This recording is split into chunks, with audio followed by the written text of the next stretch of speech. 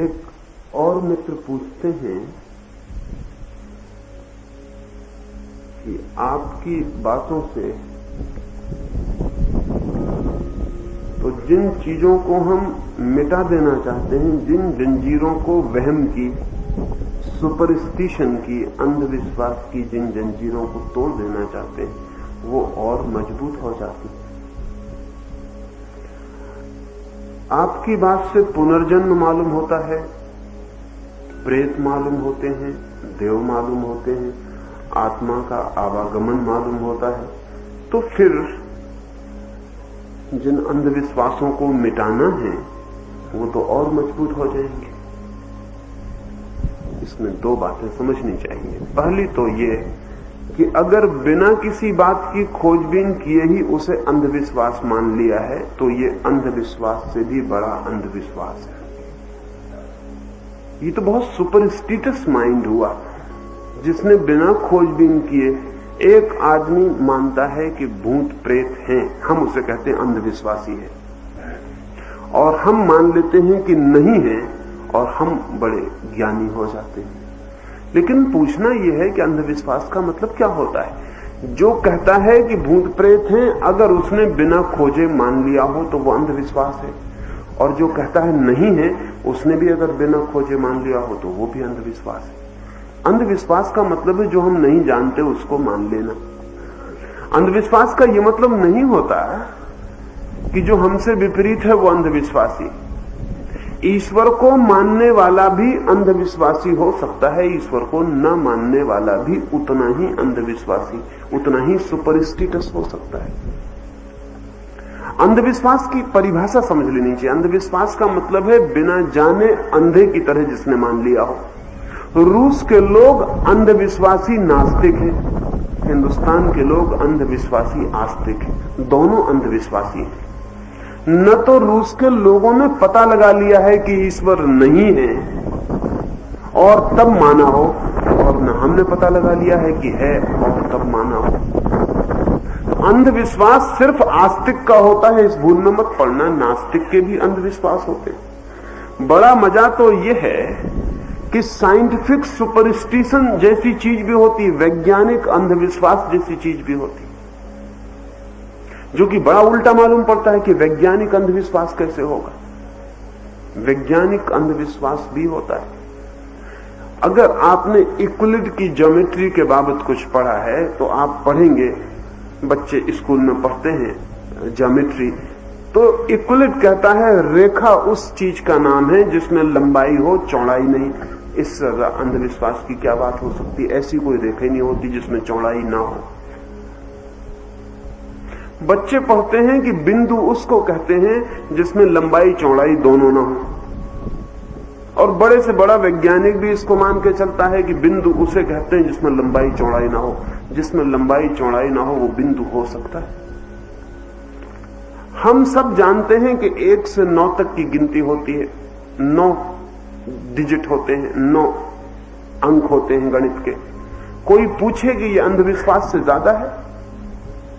9 ही क्यों? कोई वैज्ञानिक दुनिया में नहीं बता सकता कि 9 ही क्यों, 7 क्यों नहीं, 7 से क्या काम में अड़चन आती, 3 क्यों नहीं। ऐसे गणितज्ञ हुए, लीबनिज एक गणितज्ञ हुआ जिसने 3 से ही काम चला लिया। हाँ, उसका ऐसा है कि 1 2 3, फिर आता है 10 11 12 13, फिर आता है 20 21 22 23, बस ऐसा उसकी संख्या चलती, काम चल जाता है, कोई सी अड़चन होती। वो भी गिनती कर लेगा यहां बैठे लोगों की, और वो कहता है कि मेरी गिनती गलत है, तुम्हारी सही, कैसे तुम कहते हो। हम 3 से ही काम चला लेते हैं। वो कहता 9 की जरूरत क्या है, 9 कौन कहता है। आइंस्टीन ने बाद में कहा कि 3 भी फिजूल है, 2 ही से काम चल जाता है। सिर्फ 1 से नहीं चल सकता, बहुत मुश्किल होगी, 2 से भी चल सकता है। 9 डिजिट, 9 आंकड़े होने चाहिए गणित में, ये एक वैज्ञानिक अंधविश्वास है। लेकिन गणितज्ञ भी पकड़े हुए बैठा है कि इतने ही हो सकते हैं आंकड़े, उस जगह कोई 7 से काम चलेगा तो वो भी मुश्किल में पड़ जाएगा। ये भी मान्यता है, इसमें कुछ और ज्यादा मतलब नहीं है। हजारों चीजें वैज्ञानिक रूप से हम मानते हैं कि ठीक है, वो अंधविश्वास ही होती हैं। तो वैज्ञानिक अंधविश्वास भी होते हैं। और इस युग में तो धार्मिक अंधविश्वास क्षीण होते जा रहे हैं, वैज्ञानिक अंधविश्वास मजबूत होते चले जा रहे हैं। फर्क इतना होता है कि अगर धार्मिक आदमी से पूछो कि भगवान का तुम्हें कैसे पता चला, वो कहेगा गीता में लिखा है। और अगर उससे पूछो कि तुम ये जो कह रहे हो कि गणित में 9 आंकड़े होते हैं, ये तुम्हें कैसे पता चला, वो कहता है कि फला गणितज्ञ की किताब में लिखा हुआ है। फर्क क्या हुआ इन दोनों में? एक गीता बता देता है, एक कुरान बता देता है, एक गणित की किताब बता देता है। फर्क क्या है? इसका मतलब यह हुआ कि हमें समझ लेना चाहिए अंधविश्वास, सुपरस्टिशन का मतलब क्या है। सुपरस्टिशन का मतलब है कि जिसे हम बिना जाने मान लेते हैं, और हम बहुत सी चीजें मान लेते हैं, और बहुत सी चीजें बिना जाने इंकार कर देते हैं, वे भी अंधविश्वास है। अब समझ लें कि गांव में एक आदमी को भूत लग गया हो तो उस गांव के सभी पढ़े लिखे लोग कहेंगे अंधविश्वास है, सुपरस्टिशन। गैर पढ़े लिखे लोग तो अंधविश्वासी हैं ही, इसको मान के चल जाएं। इसलिए मान के चल जाएं कि हमने उन पर थोप ही दिया है कि वो अंधविश्वासी हैं, क्योंकि वे बेचारे गैर पढ़े लिखे होने की वजह से जो भी मानते हैं उसके लिए दलील देने में असमर्थ हैं। पढ़े लिखे सारे गांव के लोग कहते हैं कि जो प्रेत लगा हुआ है ये बिल्कुल झूठी बात है, लेकिन उनको पता नहीं है कि अमेरिका में हार्वर्ड यूनिवर्सिटी जैसी विश्वविद्यालय में एक विभाग है जो भूत प्रेत का ही अध्ययन करता है, और उस विभाग ने भूत प्रेतों के चित्र भी लेके प्रस्तावित कर दिए। हमें पता नहीं है कि इस समय दुनिया के कुछ बड़े वैज्ञानिक भूत प्रेत की खोज में इतने तल्लीन हैं और इतने नतीजों पर पहुंचे हैं कि आपको आज नहीं कल पता चलेगा कि पढ़ा लिखा आदमी अंधविश्वासी था, और वो जो अंधविश्वासी था वो जानता तो नहीं था, लेकिन जो कह रहा था वो ठीक ही कह रहा था। अगर आप राइन या ओलिवर लाज की किताबें पढ़ें तो आप दंग रह जाएंगे। ओलिवर लाज नोबेल प्राइज विनर वैज्ञानिक था और जिंदगी भर भूत प्रेतों में संलग्न रहा, और मरते वक्त दस्तावेज कर गया कि विज्ञान के भी सत्य जो मैंने खोजे वे उतने सत्य नहीं हैं जितने भूत प्रेत सत्य हैं।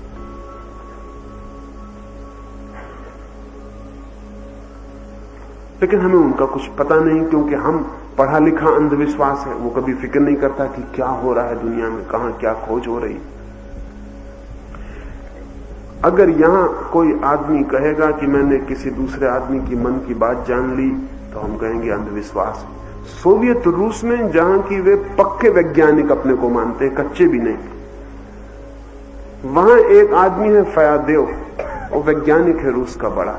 उसने मास्को में बैठ के 1000 मील दूर बैठे आदमी के दिमाग में विचार संप्रेषित कर दिया, और उसके वैज्ञानिक परीक्षण हो गया और सही पाया गया। 1000 मील दूर टिफलिस में एक आदमी के दिमाग में उसने मास्को में बैठ के ख्याल पहुंचा दिए बिना किसी माध्यम के, और वो इसलिए खोजबीन में लगे हैं कि आज नहीं कल अंतरिक्ष की यात्रा में इसकी जरूरत पड़ेगी। क्योंकि अंतरिक्ष की यात्रा में अगर यंत्र बिगड़ गए, और यंत्रों का बिगड़ना सदा ही संभावित है, तो यान सदा के लिए खो जाएगा, फिर वो कभी नहीं लौट सकेगा। उस यान के यात्री फिर कभी भी नहीं मिल सकेंगे। तो किसी भूल चूक में अगर यंत्र जवाब दे जाएं, तो बिना यंत्रों के भी यान के यात्रियों से संबंध स्थापित किया जा सके, इसकी चिंता में वो टेलीपैथी की खोज में रूस में जोर से लगे हुए, और इन नतीजों पर पहुंचे हैं कि हैरान करने वाले हैं। फयादेव ने जो प्रयोग किया मास्को में बैठ के, 1000 मील दूर तिफलिस में एक आदमी, फयादेव के मित्र एक झाड़ी में छिपे बैठे, वायरलेस हाथ में लिए हुए, पूरे वक्त खबरें हो रही। फिर वो मित्र झाड़ी में छिपे हुए फयादेव को कहते हैं कि 10 नंबर की बेंच पर, एक बगीचे में ये प्रयोग हो रहा है, 10 नंबर की बेंच पर एक आदमी आके बैठा है, आप कृपा करके 3 मिनट के भीतर उसे सो जाने का संदेश भेजें कि वो सो जाए। वो आदमी मजे से गुनगुना रहा है, सिगरेट पी रहा है, उसके सोने की कोई उम्मीद नहीं। फयादेव ने 3 मिनट तक सुझाव भेजे उस आदमी को, जैसा मैं आपसे कहता हूं शिथिल हो रहे हैं, शिथिल हो रहे हैं। फयादेव ने 1000 मील दूर से भावना की कि सो जाओ, सो जाओ, और विचार में 10 नंबर की बेंच की तरफ ध्यान किया और सो जाओ के विचार भेजे। ठीक 3 मिनट पे वो आदमी सो गया, उसके हाथ की सिगरेट नीचे गिर गई। लेकिन वो संयोग हो सकता है, कोई आदमी थका मांदा 10 नंबर की बेंच पे बैठा हो, सो गया हो, ये कोई इतने जल्दी मान लेने की बात नहीं है। तो मित्रों ने खबर की कि सो तो गया है, लेकिन क्या पता संयोग से सो गया हो। तो ठीक 7 मिनट के भीतर उसे वापस उठा दो। तो फयादेव उसे सुझाव भेजता है, ठीक 7 मिनट पर वो आदमी आंख खोल के उठ के बैठ जाता है। उसको कुछ भी पता नहीं कि क्या हो रहा है, वो तो अपरिचित आदमी जो बेंच पे आके बैठ गया। वे मित्र उसको घेर लेते हैं और उससे पूछते हैं, आपको कुछ मालूम तो नहीं पड़ा? उसने कहा कि मालूम जरूर पड़ा, मैं बड़ा हैरान हुआ, मैं तो किसी की प्रतीक्षा करने आके बैठा हुआ हूं। अचानक मुझे ऐसा लगा कि जैसे सारा शरीर सोया जा रहा है, मेरे बस के ही बाहर हो गया, मैं सो गया। और फिर ऐसा लगा कि जैसे कोई जोर से कह रहा है, उठाओ उठाओ, ठीक 7 मिनट में उठाओ। मैं कुछ हैरान हूं कि क्या हुआ है। अब इस आदमी को कुछ भी पता नहीं है। विचार संप्रेषण बिना किसी माध्यम के वैज्ञानिक सत्य बन गया है। लेकिन हमारा पढ़ा लिखा आदमी कहेगा, कहां की अंधविश्वास की आप बात कर रहे हैं। यानी ये हो सकता है कि दूसरे गांव में आदमी बीमार हो और इस गांव से उसको ठीक किया जा सके, इसमें बहुत कठिनाई नहीं है। ये हो सकता है कि किसी दूसरे गांव में सांप ने काटा हो और 1000 मील दूर से उसे जाड़ा जा सके, इसमें कोई बहुत कठिनाई नहीं। लेकिन अंधविश्वास बहुत तरह के हैं, और ध्यान रहे कि गैर पढ़े लिखे अंधविश्वास से पढ़ा लिखा अंधविश्वास हमेशा खतरनाक होता है। क्योंकि पढ़ा लिखा अंधविश्वास अपने अंधविश्वास को अंधविश्वास नहीं मानता, वो कहता है ये तो हमारी बड़ी विचार की बात है। अब वो मित्र कहते हैं कि हमें कुछ जंजीरें तोड़नी, पहले पक्का पता लगा लें कि जंजीरें हैं, नहीं तो नाहक तोड़ने में हाथ पैर न तोड़ डालना आदमी की। जंजीर हो तो टूट सकती, जंजीर ना हो तो।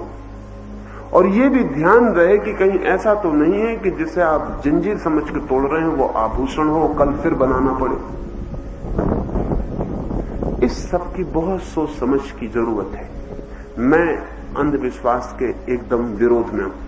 सब तरह के अंधविश्वास टूटने चाहिए, लेकिन इसका मतलब ये नहीं है कि मैं तोड़ने के लिए अंधविश्वासी हूं, कि किसी भी चीज को तोड़ना चाहिए तो फिर बिना फिक्र उसको तोड़ने में लग जाने की जरूरत है कि वो ठीक है या गलत, इसकी फिक्र छोड़ो, तोड़ो पहले, तोड़ना जरूरी है, फिर ये तोड़ना भी एक अंधविश्वास हो जाएगा। हर युग के अपने अंधविश्वास होते हैं, अंधविश्वास का भी फैशन होता है। ध्यान रहे, अंधविश्वास का फैशन होता है। हर युग में अंधविश्वास नए तरह के हो जाते हैं। पुराने अंधविश्वास से आदमी छूटता है और नए पकड़ लेता है, लेकिन अंधविश्वास से कभी नहीं छूट पाता, बदलाहट कर लेता है, फर्क कर लेता है, लेकिन हमें ख्याल में नहीं आता। समझ लें कि अगर एक जमाने में अंधविश्वास था कि सिर पर टीका लगाने वाला आदमी धार्मिक है, हालांकि सिर पर टीका लगाने से धार्मिक होने का क्या संबंध, लेकिन अगर यह ख्याल था तो आदमी टीका लगाता था और समझता था कि धार्मिक है, और जो नहीं लगाता था उसे समझता था कि वो अधार्मिक है। ये पुराना अंधविश्वास है, ये चला गया। अब नए तरह के अंधविश्वास, उनमें कोई फर्क नहीं। अगर एक आदमी टाई बांधता है तो हम समझते हैं कि प्रतिष्ठित आदमी है, और नहीं बांधता तो समझते हैं अप्रतिष्ठित। ये वही का वही मामला है, इसमें कोई फर्क नहीं। तिलक की जगह टाई आ गई है, पर आदमी वही का वही, इसमें कोई फर्क नहीं। क्या फर्क है? टाई तिलक से बेहतर तो नहीं, बदतर हो भी सकती है।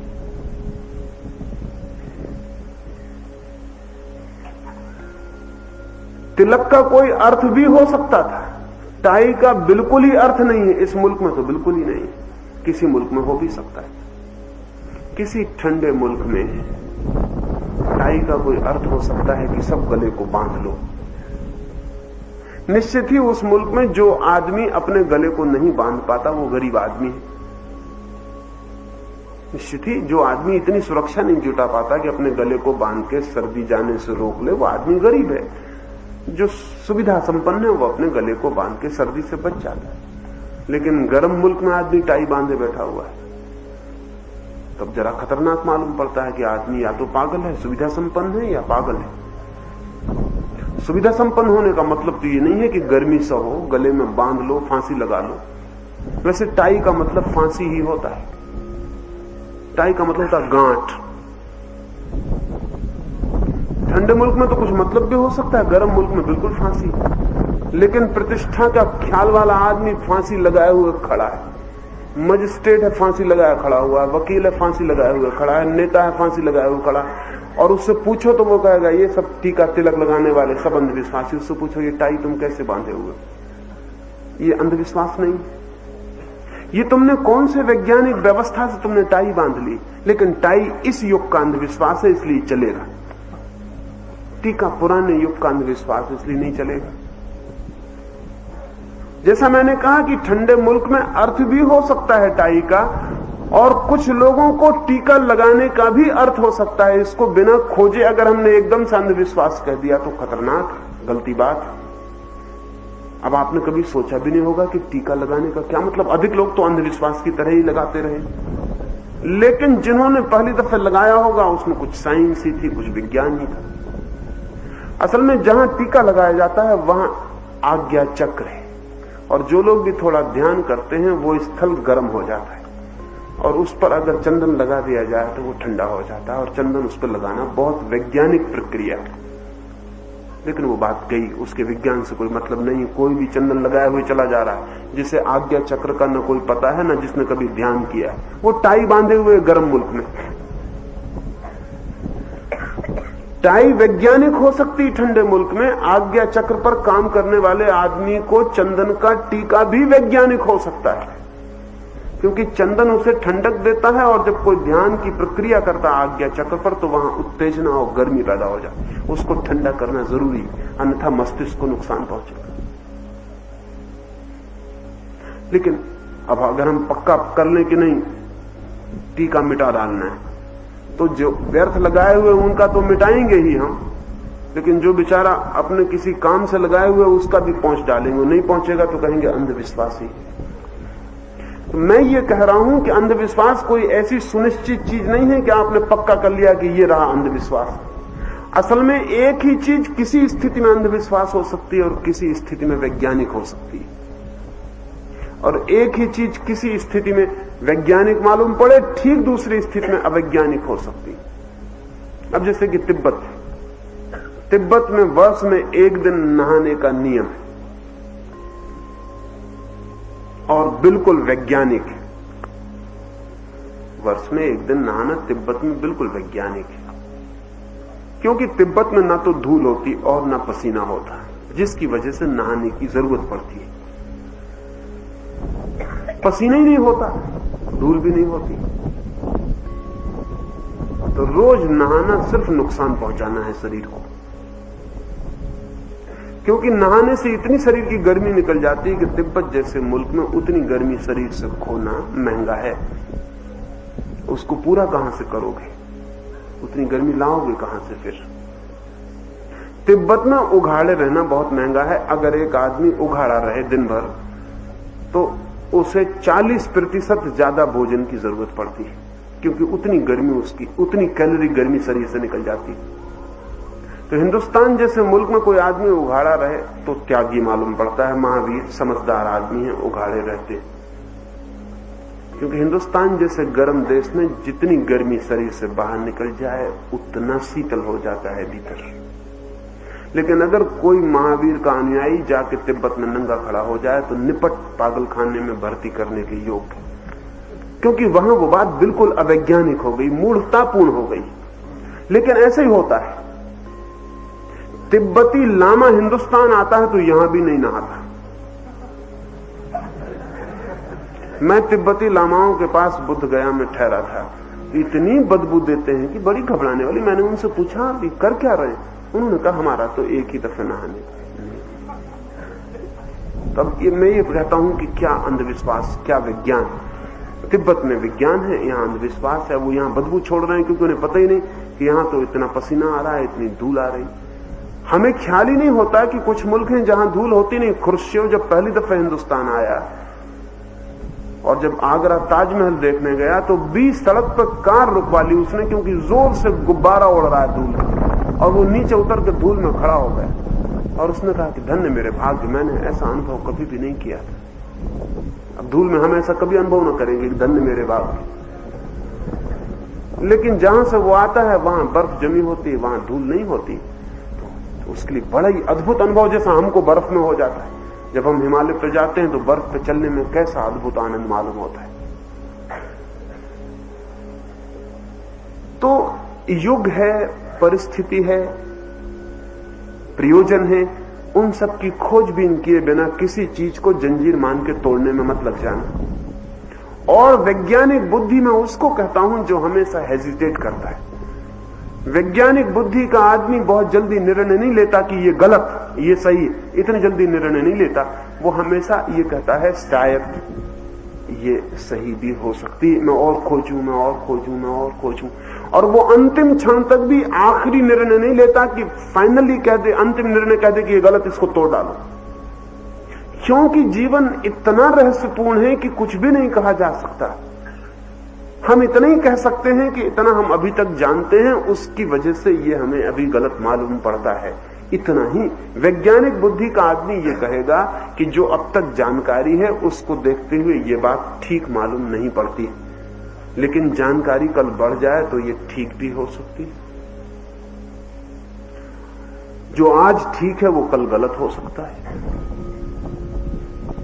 वैज्ञानिक बुद्धि का आदमी जल्दी से निर्णय नहीं लेता कि ये गलत है और ये सही है।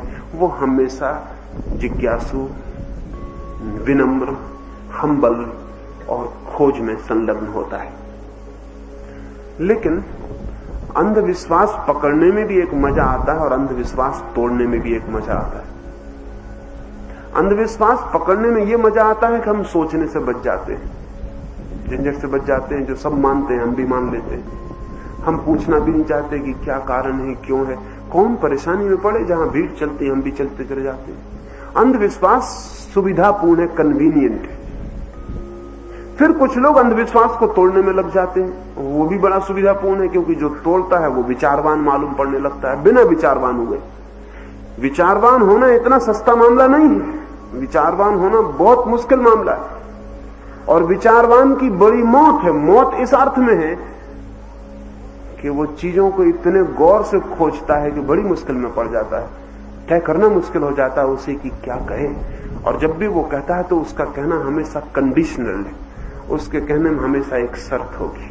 वो ये कहेगा कि ऐसी स्थिति में तिब्बत में ऐसा नहाना वैज्ञानिक है, ऐसी स्थिति में भारत में न नहाना बिल्कुल अंधविश्वासपूर्ण है। तो वो इस भाषा में बोलेगा। लेकिन समाज सुधारक को भाषा की फिक्र नहीं होती, उसे तोड़ने की फिक्र होती है कि कुछ चीजें तोड़ डालनी है। तो मैं आपसे निवेदन करता हूं, जरूर तोड़ें, बहुत चीजें तोड़ डालनी है, लेकिन पहली चीज जो तोड़ डालनी है वो है अविचार, बिना विचारे कुछ करने की वृत्ति। पहली चीज है जिसको तोड़ डालना है। यानी अगर बिना विचार किए तोड़ डाला तो इस तोड़ने का कोई मूल्य नहीं है। विचार करने की प्रवृत्ति पैदा करनी है और बिना विचार किए मान लेने की प्रवृत्ति तोड़ देनी। लेकिन इसके बड़े दूसरे संदर्भ होंगे, इसका बड़ा और अर्थ होगा। तब हम बहुत खोजबीन करेंगे, सोचेंगे, विचारेंगे, हम देखेंगे कि क्या हो सकता है। अब पश्चिम में साइको एनालिसिस जोर से चलती है, मनोविश्लेषण चलता है। और मजा यह है कि मनोविश्लेषण वही काम कर रहा है जो पुराना ओझा, पुराना गांव का झाड़ने वाला कर रहा था। अब इस समय फ्रांस में कुएं का एक पंथ है और कुएं वही काम करता है जो ताबीज बांधने वाला करता था, लेकिन कुएं वैज्ञानिक है। सिर्फ शब्दावली उनकी वैज्ञानिक है, बाकी वही की वही बात है, उसमें कोई फर्क नहीं। ये जान के आप हैरान होंगे कि एक गांव का साधु, ये साधारण सा गांव का आदमी जो कुछ भी नहीं जानता, भगवान के नाम पे उठा के राख दे देता है। और आप कहेंगे निपट अंधविश्वास, लेकिन आदमी उससे भी उतने ही ठीक होते हैं, उसी मात्रा में जिस मात्रा में एलोपैथी के इलाज से ठीक होते हैं। बड़े मजे की बात है, अनुपात वही है। अभी इस पर प्रयोग चलते थे। एक बहुत बड़े अस्पताल में लंदन में एक वैज्ञानिक प्रयोग किया गया। एक ही बीमारी के 100 मरीजों पर प्रयोग किया गया। 50 मरीज एक तरफ, 50 मरीज दूसरे तरफ। 50 मरीजों को दवाओं के इंजेक्शन दिए गए, 50 को निपट पानी के। और हैरानी की बात यह है कि ठीक होने वालों का प्रतिशत बराबर रहा। उस बीमारी से पानी जिनको इंजेक्शन दिया गया था वो भी उसी मात्रा में ठीक हो गए जिस मात्रा में जिनको दवा दी गई थी। तब बड़ा प्रश्न उठ गया कि मामला क्या है। तो सोचना पड़ेगा, ये विचार करना पड़ेगा कि ये हुआ क्या। और तब ये समझ में आया कि दवा कम काम करती है, दवा दी जा रही है ये बात ज्यादा काम करती है। दवा उतना काम नहीं करती जितना दवा दी जा रही है, और दवा भी उतना काम नहीं करती, दवा दिया जाना भी उतना काम नहीं करता। कितनी महंगी दी जा रही है और कितना बड़ा डॉक्टर दे रहा है वो काम करता है। छोटे डॉक्टर से बड़ी मुश्किल है, उससे इलाज नहीं हो पाता। उसका कारण ये नहीं कि वो नहीं जानता, उसका कारण बेचारा छोटा डॉक्टर। बड़ा डॉक्टर एकदम प्रभावी हो जाता है। यानी आप पर असर इसका बहुत कम पड़ता है कि वो जो दे रहा है वो समझ के दे रहा है। उसकी वेशभूषा, उसका रोबदाब, उसकी फीस, उसकी बड़ी कार, उसका बामुश्किल से मिलना, 15 दिन के बाद का अपॉइंटमेंट, भीड़भाड़, लाइन में खड़े रहना, आप इस बीच काफी प्रभावित हो गए होते। सच बात यह है कि अच्छा डॉक्टर बनने के लिए अच्छी चिकित्सा का ज्ञान बिल्कुल जरूरी नहीं है। अच्छा डॉक्टर बनने के लिए अच्छा एडवर्टाइजिंग का ज्ञान आवश्यक है। कितने ढंग से विज्ञापन किया जा सकता है, ये सवाल है। वो विज्ञापन ज्यादा फायदा। अभी फ्रांस में उन्होंने हिसाब लगाया तो करीब 80,000 डॉक्टर हैं और करीब 1,60,000 दुगने क्वेक डॉक्टर जो डॉक्टर है ही नहीं।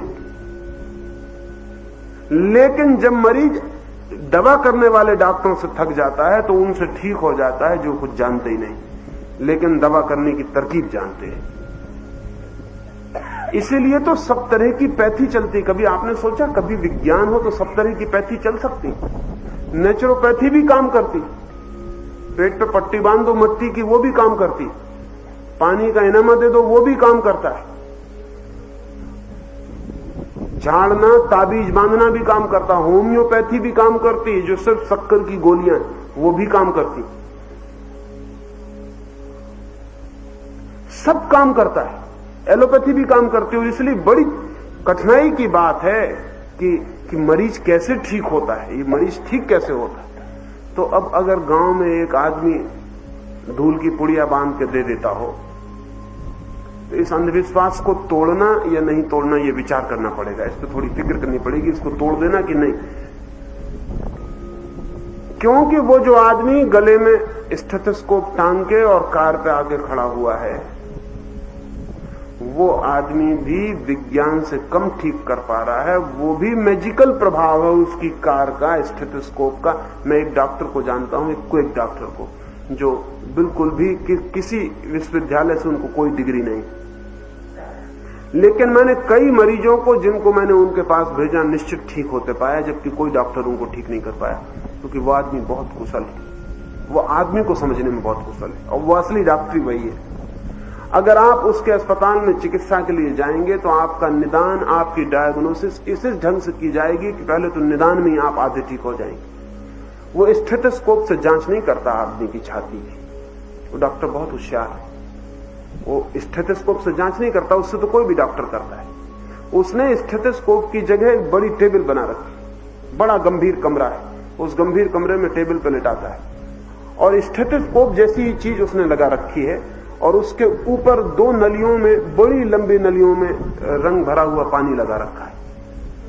वो जब यहां हृदय की छाती धड़कती तो उन नलियों में पानी छलांग लगाता है और वो मरीज उसको देखता रहता है। वो समझता है कि कोई बड़े डॉक्टर के पास आना हुआ, ऐसा डॉक्टर अभी तक नहीं देखा। स्टेथोस्कोप ही है वो, लेकिन वो उसको ऐसे कान में लगा के जांच नहीं करता, वो उन नलियों में उसकी पानी को उचकने को देखता है और तब वो मरीज जानता है कि कोई साधारण आदमी नहीं। आपको पता है एलोपैथी का डॉक्टर दवाइयों का नाम इस तरह घसीट के लिखता है कि आप पढ़ ना पाए। उसका कारण, अगर आप पढ़ लें तो शायद आप समझे इसमें तो कुछ भी नहीं, ये तो 2 पैसे के हम भी खरीद लेते हैं। इसलिए उसको इस ढंग से लिखना पड़ता है, लिखने की तरकीब बतानी पड़ती है कि कोई समझ ना पाए। सच तो यह है कि जिस डॉक्टर से आप लिखवा के लाए हैं, अगर दोबारा चिट्ठी उसके पास ले जाएं तो वो ठीक से पढ़ नहीं सकता उसने लिखा क्या है। और दूसरी मजे की बात यह है कि जितनी भी दवाइयों के नाम है वो लैटिन और ग्रीक में रखने पड़ते हैं। उसका कारण यह है कि अगर वो लिख दे साधारण अंग्रेजी में या हिंदी में या गुजराती में, तो आप कभी भी 10 रुपए का इंजेक्शन, 15 रुपए का इंजेक्शन लगवाने को राजी नहीं होंगे, क्योंकि उसमें लिखा हुआ अजवाइन। तो आप कहेंगे अजवाइन का इंजेक्शन 10 रुपए का, आप कह क्या रहे हैं?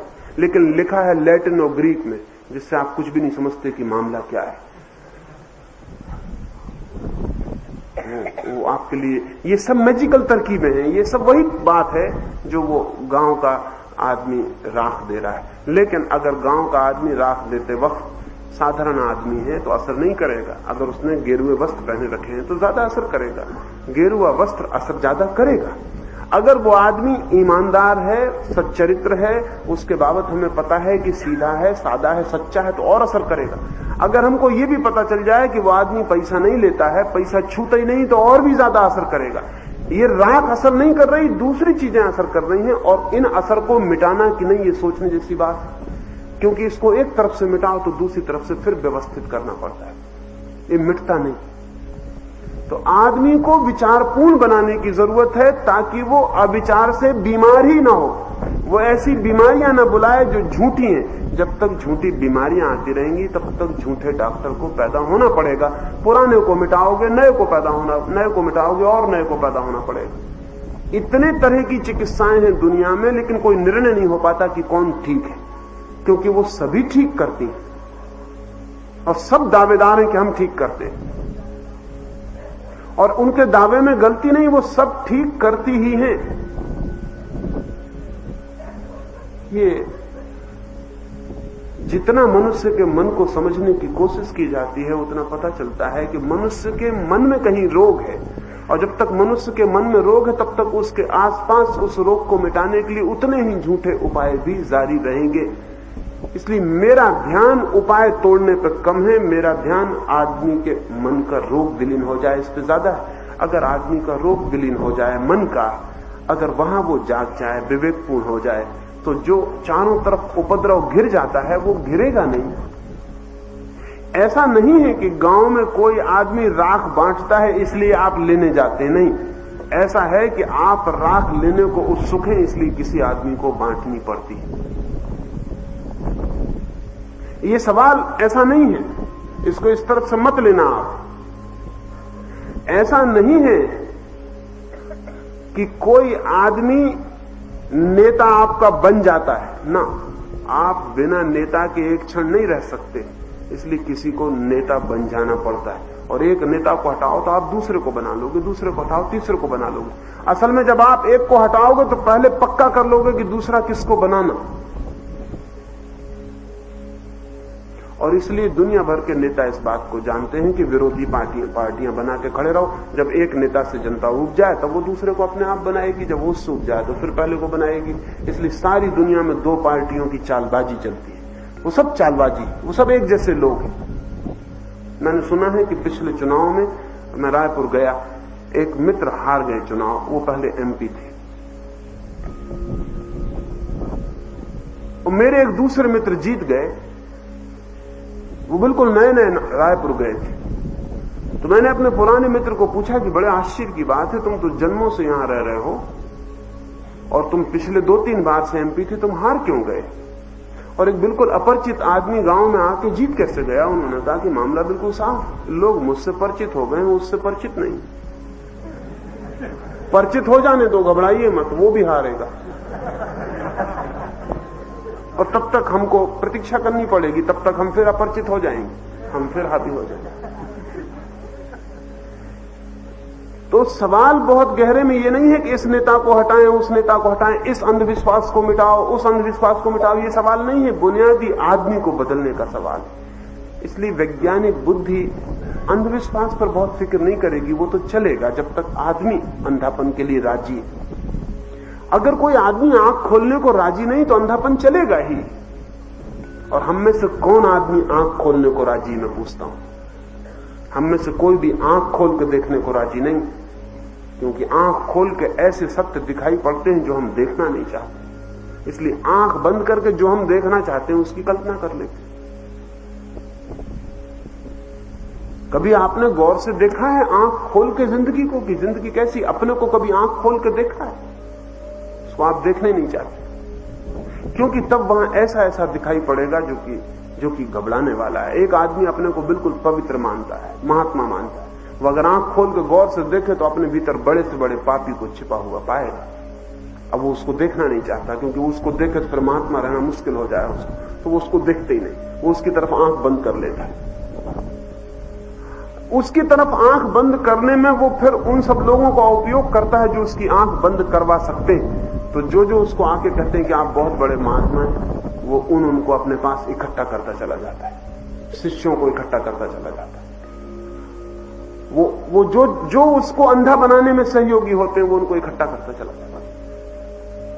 इकट्ठी करने की भी बड़ी अद्भुत तरकीब है, उसका भी धोखा चलता है।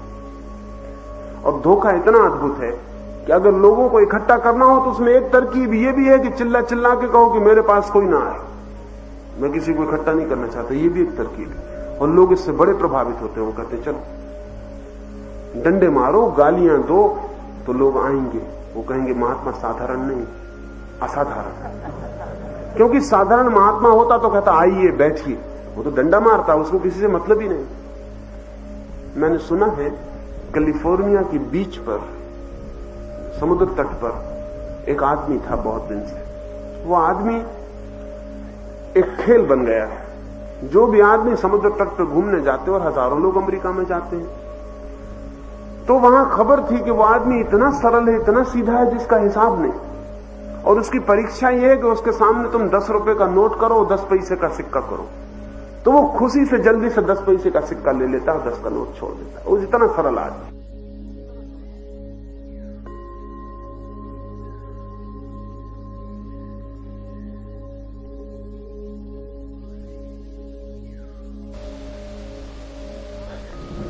एक आदमी 5-6 दफा वहां गया था उस बीच पर, और उसने देखा कि उस आदमी के पास दिन भर भीड़ लगी रहती है, लोग यही खेल करते रहते हैं। उससे कहते हैं बाबा क्या चाहिए, ये लेते हो कि ये? वो जल्दी 10 का पैसा ले लेता। वो कहता है ये बहुत अच्छा, ये चमकदार है। तो उसको बड़ा सीधा आदमी मानते हैं। उस आदमी ने कहा 20 साल हो गए इस आदमी को यही काम करते हुए, अब तक ये पहचान ना पाया होगा कि 10 का नोट। हद हो गई, इतनी सरलता भी मुश्किल मालूम होती।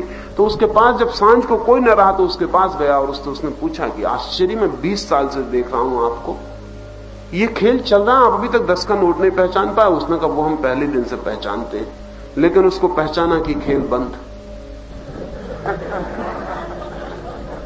और उसको न पहचानने से हमने कई हजार 10 रुपए इकट्ठे कर लिए 10 पैसे से, और एक दिन हमने पहचान लिया कि खेल खत्म। वो 1 ही रुपए नोट हमारे हाथ में रह जाने वाला, फिर नोट हमारे हाथ में नहीं आया। इसलिए नोट इकट्ठे करने हो तो धन को लात मारो, नोट चले आएंगे। तो उसने कहा हम समझ गए हैं, वो हमारा काम बहुत अच्छा चल रहा है, दिन भर में हम 200-400-500 रुपए तक भीड़ के दिन इकट्ठे कर लेते, उसकी कोई चिंता नहीं, लेकिन वो चलेगा खेल। तो महात्मा भी जानता है अगर उस धन की बात कहो तो वो कहेगा नहीं हम छूते भी नहीं। तब महात्मा बड़ा हो जाएगा, तब उसका शिष्य पास में से रुपया लेके खीसे में रख ले आए। तो महात्मा जी छूते भी नहीं, उनसे तुमने बात कही वो गलत। आदमी अंधा होने को राजी है तो कोई क्या करेगा? कौन बेवकूफ है जो जाके जांच करवा रहे हैं कि 10 पैसा और 10 रुपए का नोट रख के जांच करवा रहे हैं? वो आदमी नहीं है उपद्रव ये आदमी, और इनके उपद्रव की वजह से बेचारे उसको ये काम करना पड़ा। और मैं ये कहता हूं वो नहीं करेगा तो कोई दूसरा करेगा। ये मूड है, ये कहीं ना कहीं जाके ये काम करने वाले, इनसे कोई पैसा छीने ये इनकी आकांक्षा है, ये जारी रहेगी, इसमें कोई बचाव नहीं। ये तभी टूट सकती है जब मनुष्य की मूर्खता को हम तोड़ना शुरू करें।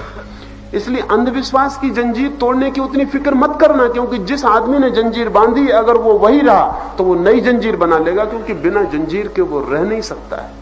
वो जिस प्रकार का आदमी है वो जंजीर निर्माण कर लेगा। इसलिए सारे धर्म जंजीरें तोड़ने की कोशिश करते हैं और हर धर्म नई जंजीर बना देता है, कुछ फर्क नहीं पड़ता। क्या फर्क पड़ता? इतने धर्म दुनिया में आए वो सब सुधारक की तरह आते हैं और वो कहते हैं कि हम सब अंधविश्वास मिटा डालना चाहते। मिटाइए। सब अंधविश्वास मिटाने में सिर्फ इतने होता है, कुछ मिटता नहीं। हाँ, कुछ लोगों जो पुराने अंधविश्वास से ऊब गए होते हैं वो बदल कर लेते हैं, वो नया अंधविश्वास पकड़ लेते हैं। वो इसको पकड़ लेते हैं और बड़े खुश हो जाते हैं कि हमने बदलाहट कर ली, क्योंकि नया अंधविश्वास पकड़ लिया। असल में जो आदमी विचारवान है वो पकड़ता ही नहीं है अंधविश्वास, क्या वो विश्वास भी नहीं पकड़ता। जो आदमी बुद्धिमान है वो पकड़ता ही नहीं, वो बुद्धिपूर्वक जीता है, वो कुछ भी नहीं पकड़ता है, वो जंजीर निर्माण नहीं करता है, क्योंकि वो जानता है कि स्वतंत्र रहने का आनंद है, जंजीर निर्मित मत करो। तो प्रत्येक आदमी के भीतर इतनी चेतना जगाने का सवाल है कि वो स्वतंत्र होने की, विचारवान होने की, आत्मवान होने की, चेतनावान होने की आकांक्षा उसमें पैदा हो जाए, अनुयायी होने की, पीछे चलने की, किसी को मानने की, अंधा होने की प्रवृत्ति कम हो जाए, तो दुनिया से अंधविश्वास टूटेंगे। लेकिन तब ऐसा नहीं कि इस तरह के अंधविश्वास टूटेंगे और उस तरह के बच जाएंगे, सब टूटेंगे, एक साथ विदा होंगे, नहीं तो कभी विदा नहीं होंगे। अंधविश्वास बदलती रही है अब तक मनुष्यता, और बदलने का कारण यह है कि कोई भी आए वो एक बात कहता है, वो कहता है कि ये गलत है। अब अगर मैं कहूं किसी को कि गेरुआ वस्त्र पहनना गलत है, मैं एक गांव में था तो उस गांव का कलेक्टर मेरे पास आया और उसने आके मुझे कहा कि मैं प्राइवेट अकेले में कुछ मिलना चाहता हूं। तो मैंने कहा ठीक है। द्वार बंद करके उसने मुझसे कहा कि अगर मैं आप जैसे वस्त्र पहनने लगूं तो इससे कुछ लाभ होगा। क्या मतलब रहा? अब अगर मैं कहूं कि गेरुआ मत पहनो तो वो मुझसे पूछेगा कि ऐसा पहन ले, ये भी गेरुआ बन जाएगा, इससे क्या फर्क पड़ने वाला है? असल में यह समझाना पड़ेगा कि वस्त्र की बदलाहट से कुछ भी नहीं होता। कोई भी पहनो, जो पहनना हो, जो मौज में आए पहनो। किसी को गेरुआ पहनने की मौज है तो उसको क्यों रोको? क्या जरूरत है रोकने की? और किसी को काला पहनने की मौज है तो काला पहनने दो। लेकिन यह ख्याल जग जाना चाहिए कि वस्त्रों की बदलाहट जीवन की बदलाहट नहीं। तब वस्त्रों को तोड़वाने की भी कोई जरूरत नहीं, छुड़वाने की भी कोई जरूरत नहीं, क्योंकि जो आदमी वस्त्र छुड़वाएगा वो नए वस्त्र फौरन पकड़ाएगा, क्योंकि उसकी बुद्धि भी वस्त्र वाली ही है, छुड़ाने वाली है माना, लेकिन वस्त्र वाली ही है। तो वो करेगा क्या? उससे वो आदमी पूछेंगे कि फिर नया वस्त्र बतलाइए। अब गांधी जी के पास एक सन्यासी मिलने गए। सन्यासी गेरुआ वस्त्र पहने हुए थे। तो गांधी जी से उन्होंने जाके कहा कि मैं कुछ सेवा करना चाहता हूं, मुझे कुछ सेवा करनी है, आपकी बातें मुझे ठीक लगती हैं। तो गांधी जी ने एक बड़ी मार्के की बात उससे कही कि वो तो ठीक है, लेकिन पहले गेरुए वस्त्र छोड़ दो, क्योंकि अगर सेवा करनी है तो गेरुए वस्त्र सेवा न करने देंगे, क्योंकि लोग गेरुए वस्त्र की सेवा करते हैं, उससे करवाते नहीं है। तो तुम गेरुए वस्त्र छोड़ दो। अभी बात बिल्कुल ठीक मालूम पड़ी, लेकिन गेरुए वस्त्र छुड़वा तो उन्होंने उसको खादी पहना दी। अब खादी वाले वही कर रहे हैं जो गेरुआ वस्त्र वालों ने कभी भी नहीं किया। मैं ये पूछ रहा हूं अब क्या फर्क पड़ गया? अब खादी वाला सेवा ले रहा है और गेरुआ वस्त्र वाले ने बेचारे ने इतनी सेवा कभी भी नहीं ली थी जैसा खादी वाला ले रहा है। अब ये उससे महंगा पड़ गया, छुड़वा दिया गेरुआ, अब ये खादी पकड़ा दी उसको। अब वो सन्यासी बड़े प्रसन्न हुए कि एक अंधविश्वास छूट गया हमारा गेरुआ वस्त्र का। अब वो खद्दर पहने हुए, अब खद्दर का अंधविश्वास पकड़ गया। उससे क्या फर्क पड़ने वाला है?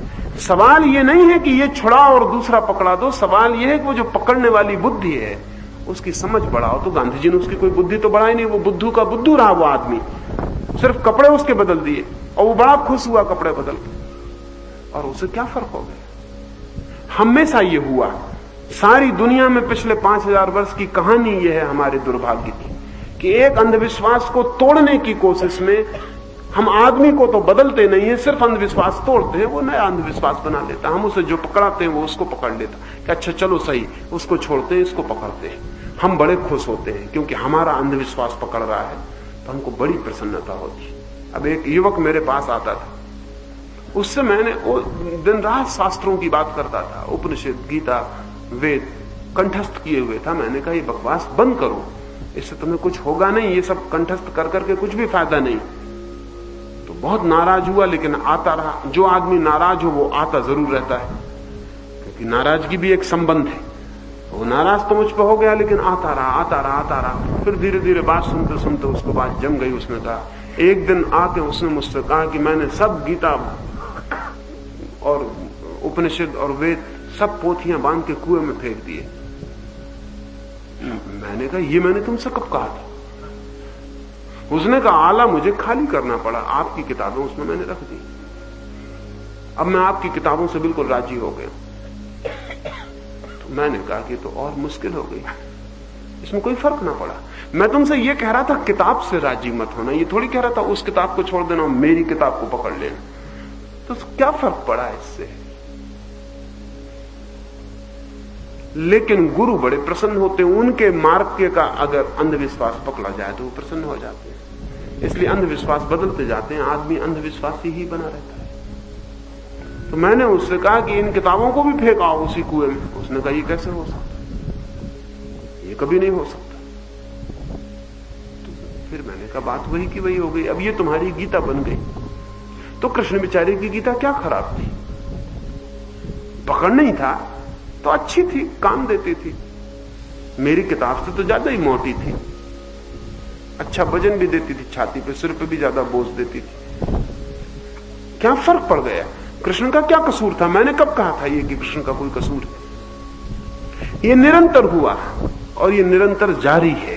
होता सिर्फ इतना ही है कि आदमी वही का वही रह जाता है, सिर्फ उसके हाथ के खिलौने बदल जाते हैं। हाँ, मेरा खिलौना पकड़ ले तो मुझे बड़ी खुशी हो जाती है कि मैं बड़ा प्रसन्न हो गया कि चलो अच्छा हुआ बहुत, देखो मेरी बात पकड़ ली। मेरे अहंकार को बड़ी तृप्ति हो गई कि कृष्ण से ज्यादा मुझको मानने लगा। लेकिन इससे कोई मनुष्यता बदलने वाली नहीं है। इससे मनुष्यता का कोई हित नहीं होता है, खुद हित हो ही नहीं सकता है। ऐसे हमें तो मनुष्य के भीतर से उसकी पकड़ टूट जाए, उसकी क्लिंगिंग टूट जाए, वो अंधापन टूट जाए, उसकी ब्लाइंडनेस टूट जाए, इसकी फिक्र करनी चाहिए। तो मैं मित्र से निवेदन करूंगा, अंधविश्वास मत तोड़ने जाइए। अंधविश्वासी चित्त, वो जो सुपरस्टिटस माइंड है, सुपरस्टिशंस नहीं, सुपरस्टिटस माइंड, वो जो चित्त है जिससे अंधविश्वास पैदा होते हैं, उस चित्त को बदलने का प्रयोग करिए तो अच्छा आदमी पैदा हो सकता है। लेकिन उसके लिए बड़ी मेहनत करनी पड़ेगी। वो सस्ता काम नहीं है, साधारण काम नहीं है। उसके लिए बड़ा वैज्ञानिक विचार चाहिए। उसके लिए इतने जल्दी से इंकार मत कर देना कि भूत नहीं है, प्रेत नहीं है। जितने आप हैं उससे कहीं ज्यादा सत्यतर वे हैं। उनके होने में कोई असत्य नहीं है, लेकिन खोजना पड़ेगा। और कई बार ऐसा भी होता है कि भूत से डरने वाले लोग भी कहने लगते हैं कि नहीं, भूत नहीं। इसका कारण कुछ ऐसा नहीं होता है कि वो कोई बड़े ज्ञान को उपलब्ध हो गए हैं। इसका कुल कारण इतना होता है कि उनका विश फुलफिलमेंट है। वो चाहते नहीं कि भूत हो, क्योंकि अगर भूत है तो बड़ी मुश्किल हो जाएगी, फिर अंधेरी गली में से निकलना एक मुश्किल का सवाल हो जाएगा। तो वो दोहरा रहे हैं, चिल्ला रहे हैं कि बिल्कुल नहीं, ये अंधविश्वास है, हम इसको तोड़ डालेंगे अंधविश्वास को। वो असल में ये कह रहे हैं कि हम बहुत डरते हैं, अगर भूत हुए तो बड़ी मुश्किल हो जाएगी, होने नहीं चाहिए, हो नहीं सकते हैं, इसका मतलब होने नहीं चाहिए। तो ये इस चित्त से थोड़ी टूट जाएगा। अगर भूत है तो है, चाहे कोई माने और चाहे कोई न माने, इससे कोई फर्क नहीं पड़ता। जो है वो है, और जो है उचित है कि उसकी खोज कर ली जाए, क्योंकि जो है उससे हमारा कोई ना कोई संबंध है, उससे हम संबंधित हैं ही, उससे हमारा संबंध होगा ही। तो उचित है कि हम समझ लें, पहचान लें, खोज लें, और उससे संबंध के रास्ते खोज लें, और उससे व्यवहार का उपाय खोज लें कि क्या करें। ये इतना सरल नहीं है मामला। ये जो खाली जगह दिखाई पड़ती है आपके बीच में, जरूरी नहीं कि खाली हो, अगर कोई बैठा हो सकता है, आपको ना दिखाई पड़े ये दूसरी बात, लेकिन डर लग सकता है कि खाली जगह में कोई बैठा तो नहीं, इसलिए तो खाली जगह नहीं छोड़ते, बिल्कुल सट के बैठते। कोई खाली जगह का हमेशा डर होता है, इसलिए कमरे को फर्नीचर से भर लेते हैं, सब तरह से कैलेंडर, फोटो, भगवान सब भर लेते हैं, खाली न रह जाए। खाली जगह में डर लगता है, खाली मकान में डर लगता है, आदमियों से भरते हैं, आदमियों के सामान से भरते हैं, सब तरह से भर लेते हैं, खाली जगह न रह जाए। लेकिन फिर भी बहुत खाली जगह है, और वो खाली जगह एकदम खाली नहीं, और उसका अपना विज्ञान है। अगर उस दिशा में काम करना हो तो उस दिशा में काम किया जा सकता है। उसका अपना विज्ञान है, उसके अपने सूत्र हैं, उस पर काम करने की अपनी साइंस है, उस पर बराबर काम किया जा सकता है। लेकिन काम करने के पहले ना तो यह कहना कि है और ना यह कहना कि नहीं है, ये कहना ही मत। अच्छा है अपने जजमेंट को सस्पेंड रखना, अपने निर्णय को अभी ठहरे रहने देना, कहना भाई मुझे पता नहीं है, ये तो वैज्ञानिक बुद्धि का लक्षण होगा कि कोई आपसे पूछे कि प्रेत हैं, तो आप कह सकें मुझे पता नहीं, क्योंकि मैं इस खोज में नहीं गया और अभी मैं अपनी खोज नहीं कर पा रहा, प्रेतों की खोज कैसे करूं, अभी अपनी ही पता नहीं चल पाता है। लेकिन जल्दी से जवाब मत दे देना कि हां या ना। जो आदमी जल्दी से जवाब देता है वो अंधविश्वासी होता है। सोचना, खोजना, असल में विचारवान आदमी बहुत मुश्किल से जवाब देगा। आइंस्टीन से किसी ने पूछा था एक बार कि एक वैज्ञानिक और एक अंधविश्वासी आदमी में आप क्या फर्क मानते हैं? तो आइंस्टीन ने कहा अगर 100 सवाल अंधविश्वासी से पूछो तो वो 101 जवाब देने की तैयारी दिखलाए, और वैज्ञानिक से अगर 100 सवाल पूछो तो वो 98 के लिए तो कह देगा कि मैं बिल्कुल नहीं जानता, 2 के लिए कहेगा थोड़ा सा जानता हूं, लेकिन वो जानना अंतिम नहीं है, अल्टीमेट नहीं है, वो कल बदल सकता है। ध्यान रहे, वैज्ञानिक चित्त ही एकमात्र सरल चित्त है, अंधविश्वासी चित्त सरल नहीं है। दिखाई उल्टा पड़ता है, दिखाई ऐसा पड़ता है कि अंधविश्वासी बड़ा सरल है, बहुत जटिल है और बहुत चालाक है, सरल नहीं है। बड़ी चालाकी तो वो ये कर रहा है कि जिन चीजों का उसे पता ही नहीं उनके संबंध में हां भर रहा है। दरवाजे के सामने पड़े हुए पत्थर का पता नहीं है कि ये क्या है, और परमात्मा के संबंध में छुरेबाजी कर देगा कि हमारा परमात्मा ठीक है, तुम्हारा गलत है। और अभी पत्थर क्या है ये भी बता नहीं सकता, और जब ये सिद्ध नहीं कर सकता कि पत्थर भी मुसलमान और हिंदू हो सकता है, तो ऐसे कैसे सिद्ध कर लेगा इतनी आसानी से कि परमात्मा हिंदू और मुसलमान हो सकता है?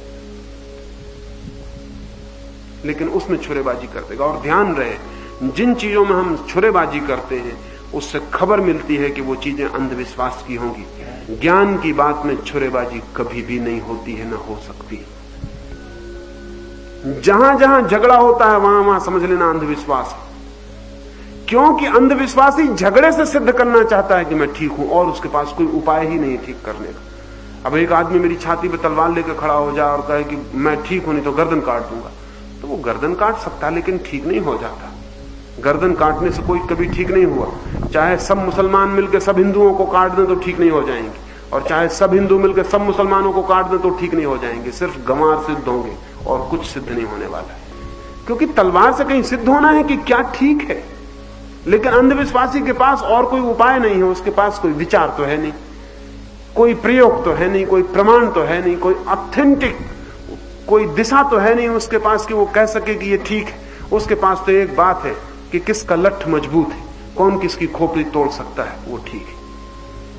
अभी तक सब यही कर रहे हैं, सारे दुनिया में ये हो रहा है। ऐसा मत समझना कि मैं कह रहा हूं कि धर्मगुरु ऐसा कर रहे हैं, राजनेता भी ऐसे ही कर रहे हैं। रूस ठीक है कि अमेरिका ठीक है, ये हाइड्रोजन बम से तय होगा, और तो तय करने का कोई उपाय नहीं। ये भी वही कि वही ना समझिए, कौन ठीक है ये इससे तय होगा। मार्क्स ठीक है कि नहीं ठीक है ये कैसे तय होगा? ये तलवार से तय होगा, हाइड्रोजन बम से तय होगा, काहे से तय होगा? ये तय विचार से होना चाहिए, लेकिन विचार के लिए आदमी मुक्त नहीं हो पाया है, वो अंधविश्वास से घिरा है। तो ध्यान रहे, मेरा जोर अंधविश्वास की जंजीरें तोड़ने में नहीं है, मेरा जोर अंधविश्वासी चित्त को तोड़ने में है जो इन जंजीरों को पैदा करता है। अगर वो चित्त बना रहा, तुम जंजीरें तोड़ो, कितना ही तोड़ो, वो नई जंजीरें बना लेगा। और ध्यान रहे, पुरानी जंजीर से नई जंजीर हमेशा ज्यादा मोहक, ज्यादा प्रीतिकर, ज्यादा जोर से पकड़ने जैसी होती है। और ये भी ध्यान रहे कि पुरानी जंजीर से नई जंजीर सदा मजबूत होती है, क्योंकि तब तक जंजीर बनाने का विज्ञान भी तो विकसित हो गया होता है, उसका विकास हो गया होता है। तो पुरानी जंजीर उतनी मजबूत नहीं होती, जरा जीर्ण हो जाती, नई जंजीर मजबूत हो जाती। कई बार मैं ऐसा सोचता हूं कि जो लोग अंधविश्वास तोड़ने का धंधा करते हैं, वो लोग सिर्फ जरा जीर्ण अंधविश्वासों की जगह मजबूत अंधविश्वासों को परिपूरक सब्स्टिट्यूट कर पाते हैं और कुछ भी नहीं कर पाते। मेरा फर्क मैं समझता हूं आपको ख्याल में आ गया होगा। अंधविश्वासी चित्त तोड़ना है, अंधविश्वास से कुछ संबंध नहीं, कुछ लेना देना नहीं, जड़ काटनी है। और अगर जड़ कटे तो कुछ हो सकता है। जड़ कैसे कटेगी? अंधविश्वास अंधे होने पर जोर देता है, ये उसकी जड़ है। अंधविश्वास अगर तोड़ना है तो विचारवान होने पर जोर देना होगा, ये उसकी जड़ बनेगी। विचारवान बने और बनाएं। विचारवान बनने का मतलब है सोचें, खोजें, जिज्ञासा करें और जो ठीक अनुभव में आए तो कहें, और फिर भी ये कहें कि जरूरी नहीं है कि मेरा अनुभव ठीक ही हो, कल अनुभव और हो सकते हैं, मुझे ही और हो सकते हैं, और फिर ये भी पक्का नहीं कि मेरा अनुभव भ्रम ना हो। तो जब तक और 25 अनुभव इसको सही ना कर दें तब तक कुछ भी कहना उचित नहीं। इसलिए वैज्ञानिक एक प्रयोग करता है, 1000 प्रयोग करता है, 1000 लोगों से प्रयोग करवाता है, तब कहीं किसी नतीजे पर पहुंचता है, फिर भी अंतिम नतीजे पर कभी नहीं पहुंचता है। जिस आदमी को अंतिम नतीजे पर जल्दी पहुंचना है वो आदमी कभी विचार नहीं कर सकता। अंतिम नतीजे पर पहुंचने की जल्दी दिखाने वाला आदमी अंधविश्वास से भर ही जाता है, और हम सब जल्दी से भरे हुए। अब एक मित्र ने प्रश्न पूछा है, एक ही प्रश्न में सब कुछ पूछ लेते हैं जो कि पूरी मनुष्य तक खोज रही और पता नहीं चल पाया। ईश्वर है कि नहीं, जीवात्मा क्या है, मोक्ष कहां है, स्वर्ग किसने बनाया, नरक है कि नहीं, आदमी क्यों आया दुनिया में, जीवन का लक्ष्य क्या, एक ही कागज पर। वो इतनी जल्दी में है कि ये सब उनको पता चल जाना चाहिए, इतनी जल्दी में। तो ये आदमी, इस तरह की जल्दी वाला आदमी तो अंधविश्वासी हो ही जाएगा। ये कभी भी धैर्य भी नहीं है खोज के लिए, बड़ा पेशेंस, बहुत धीरज चाहिए, अत्यंत धैर्य चित्त चाहिए। कोई फिक्र नहीं है जन्म बीत जाएगा, नहीं पा सकेंगे, कोई फिक्र नहीं, खोजेंगे। लेकिन असल में पाना महत्वपूर्ण नहीं है विचारवान के लिए, खोजना महत्वपूर्ण है। अंधविश्वासी के लिए पाना महत्वपूर्ण है, खोजना महत्वपूर्ण बिल्कुल नहीं। अंधविश्वासी उत्सुक है पाने के लिए कि जल्दी मिल जाए, ईश्वर कहां है। वो इसके लिए बहुत फिक्र में नहीं कि है भी कि नहीं है, इसको मैं खोजूं न, खोज की सुविधा उसे नहीं। वो कहता है आप खोज लें और मुझे बता दें। तो इसलिए वो गुरु की तलाश में, जो भी आदमी गुरु की तलाश में है वो आदमी अंधविश्वासी बन के रहेगा, वो रुक नहीं सकता। असल में गुरु की तलाश का मतलब है कि तुमने खोज लिया, ठीक, हमें बता दो। अब जब तुमने खोज ही लिया तो हमें खोजने की क्या जरूरत है, हम आपके पैर पकड़ लेते हैं, आप कृपा करते हैं हमको दे दो। तो लोग शक्तिपात करवा रहे हैं कि कोई दूसरा उनकी खोपड़ी पे हाथ रख के उनको ईश्वर का ज्ञान करा दे। मंत्र लेते फिर रहे हैं, कान फुकवा रहे हैं, फीस चुका रहे हैं, चरण दाब रहे हैं, सेवा कर रहे हैं, इस आशा में कि किसी का मिला हुआ मेरा मिला हुआ बन जाए। ये कभी भी नहीं हो सकता। ये अंधविश्वासी चित्त की पकड़। किसी का मिला हुआ आपका मिला हुआ नहीं हो सकता। उसने बेचारे ने खोजा है, आप मुफ्त में कब्जा करना चाहते हैं। और ध्यान रहे, अगर उसने खोजा है तो उसे भी ये पता चल गया होगा खोजने में कि खोजने से मिलता है, मांगने से नहीं मिलता। इसलिए वो शिष्य भी नहीं बनाएगा। शिष्य भी वही बना रहे हैं जिन्हें खुद भी नहीं मिला है, किसी और गुरु को ऊपर वे पकड़े हुए। ऐसा लंबी श्रृंखला है गुरुओं की, और वो सब इस आशा में है कि दूसरा दे दे, दूसरा दे दे, दूसरा दे दे। और कई गुरु तो मर चुके हैं, उनकी टांगें पकड़े हुए कि वो दे दे। और मरे मरे गुरुओं की लंबी श्रृंखला है, हजारों लाखों साल, और वो एक दूसरे के पैर पकड़े हुए हैं कि कोई दे दे। अंधविश्वासी चित्त की ये लक्षण है। खोजी चित्त की, विचारवान चित्त की ये लक्षण है कि अगर है तो मैं खोजूंगा, अगर मिलेगा तो मेरी पात्रता और अधिकार से मिलेगा, अगर मिलेगा तो मेरे जीवन दान से मिलेगा, अगर मिलेगा तो मेरे तप, मेरे ध्यान से मिलेगा, अगर मिलेगा तो मेरे श्रम का फल होगा। और ध्यान रहे, विचारवान व्यक्ति अगर मुफ्त में मिलता भी हो परमात्मा तो ठुकरा देगा। वो कहेगा कि जो अपने श्रम से नहीं मिला उसे लेना उचित भी नहीं। वो कहेगा मैं अपने श्रम से पाऊंगा। और ध्यान रहे, कुछ चीजें हैं जो अपने ही श्रम से पाई जा सकती हैं। परमात्मा उन चीजों में से नहीं है जो बाजार में बिकती हो, मिल जाती हो। सत्य उन चीजों में से नहीं है जिसकी कोई दुकान हो जहां से आप सत्य खरीद लाएं। लेकिन दुकानें खुली हुई हैं, दुकान है, बाजार है जहां लिखा हुआ असली सत्य यहीं मिलता है। सत्य में भी असली और नकली होता है। सद्गुरु यहीं निवास करते हैं, बाकी सब असद्गुरु हैं जो और जगह निवास करते हैं। ये दुकान पक्की है, यहां से ले जाओ और एक बार सेवा का अवसर दें। सब दुकानों पे लिखा हुआ है। और जिस दुकान में प्रवेश कर गए उसका मालिक उस दुकान में से बाहर निकलने जल्दी नहीं देना चाहता।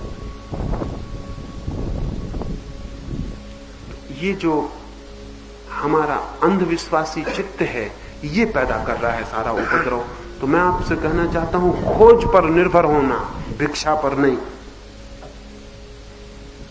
मांगने से नहीं मिलेगा, जानने से मिलेगा। और विश्वास मत करना, किसी को मिला होगा, जरूर मिला होगा। अविश्वास भी मत करना, क्योंकि वो भी अंधविश्वास है, वो भी जल्दी से है। विश्वास मत करना, अविश्वास मत करना। कोई कहे कि मुझे ईश्वर मिल गया तो कहना बड़ा कृपा है आप पर भगवान की, आपको मिल गया, लेकिन कृपा करके मुझको ना बताएं, मुझे भी खोजने दें, नहीं तो मैं लंगड़ा रह जाऊंगा। दूसरे के द्वारा चली गई मंजिल पे अगर आप पहुंचा दिए जाएं तो आप लंगड़े ही पहुंचेंगे, क्योंकि पैर तो चलने से मजबूत होते हैं। और मंजिल पर पहुंचना उतना महत्वपूर्ण नहीं है जितना यात्री का मजबूत होता जाना महत्वपूर्ण है। कुछ पा लेना उतना महत्वपूर्ण नहीं है जितना पाने वाले का रूपांतरण महत्वपूर्ण है। ये ईश्वर या मोक्ष या ज्ञान कोई रेडीमेड चीजें नहीं है, सिली सिलाई नहीं उपलब्ध होती है। ये कोई ऐसी चीजें नहीं है कि तैयार मिल जाएं। ये तो पूरे जीवन की आहुति और पूरे जीवन की श्रम और साधना का फल बनती है। ये तो अंतिम फूल है जो आता है। लेकिन अगर बाजार में फूल लेने गए तो कागज के फूल मिल जाते हैं, टिकते भी ज्यादा हैं। रोज धूल झाड़ दो तो बने भी रहते हैं और धोखा भी देते हैं। लेकिन किसको? दूसरे को धोखा दे सकते हैं कागज के फूल। वो जो सड़क से गुजरता है उसे धोखा हो सकता है कि आपकी खिड़की में जो फूल है वो कागज का है या असली, लेकिन आपको तो धोखा नहीं हो सकता जो खुद ही खरीद के ले आए। आप तो भली भांति जानते हैं फूल कागज का है। असली फूल के लिए बीज बोने पड़ते हैं, मेहनत करनी पड़ती है, पौधा बड़ा करना पड़ता है, फिर फूल आते हैं, लाना नहीं पड़ते, फिर फूल अपने से आते हैं। परमात्मा का अनुभव फूल की तरह है, साधना पौधे की तरह है। पौधे को संभालें, फूल तो अपने आप आ जाएगा। लेकिन हम जल्दी में हम कहते हैं पौधे की फिक्र छोड़ें, आप तो फूल दे दें। छोटे बच्चे होते हैं ना, स्कूल में परीक्षा देने जाते हैं तो गणित तो हल नहीं करते, पीछे गणित की किताब के उत्तर लिखे रहते हैं, उनको उल्टा के देख लेते और लिख देते। उत्तर बिल्कुल सही लेकिन बिल्कुल गलत, क्योंकि जो विधि से ना गुजरा हो उसका उत्तर सही कैसे हो सकता है? उसने उत्तर तो बिल्कुल सही लिखा है, 5 ही लिखा है, और जिन्होंने विधि करके लिखा उन्होंने भी 5 लिखा है। लेकिन आप फर्क समझ रहे हैं कि जिन्होंने विधि करके लिखा है उनके 5 में, और जिसने किताब के पीछे से चुरा के लिखा है, चाहे वो गीता के पीछे से लिखा हो चाहे कुरान के पीछे से, इससे क्या फर्क पड़ता है? उन दोनों के उत्तर बिल्कुल एक जैसे होते भी एक जैसे नहीं है, बुनियादी फर्क है। क्योंकि असली सवाल उत्तर का नहीं है कि आप 5 के उत्तर पर पहुंच जाएं, असली सवाल यह है कि आपको जोड़ना आ जाए, और वो उसको नहीं आया जिसने किताब के पीछे से 5 लिख दिए। उसे गणित ना आया, सिर्फ उत्तर आ गया। तो अगर कहीं से सीखा, कहीं से पाया, किसी से सुना और पकड़ा, तो परमात्मा किताब के पीछे से चुराया गया होगा, मुर्दा, मरा हुआ, बेकार, किसी काम का नहीं, जिंदा नहीं। जिंदा धर्म तो जीने से आता है, किसी किताब के पीछे लिखे उत्तर से नहीं। लेकिन हम सब चोर हैं। छोटे बच्चों को हम डांटते हैं कि चोरी मत करना, शिक्षक भी समझाता है उसको कि देखो किताब के पीछे मत देखना। कोई कागज पत्थर पर उत्तर लिख के तो नहीं लाया, खीसे में से निकाल के बाहर रख लेता, लेकिन खुद अपने से पूछे कि अपने सब उत्तर चुराए हुए तो नहीं, तो सब उत्तर चुराए हुए मालूम पड़ेंगे।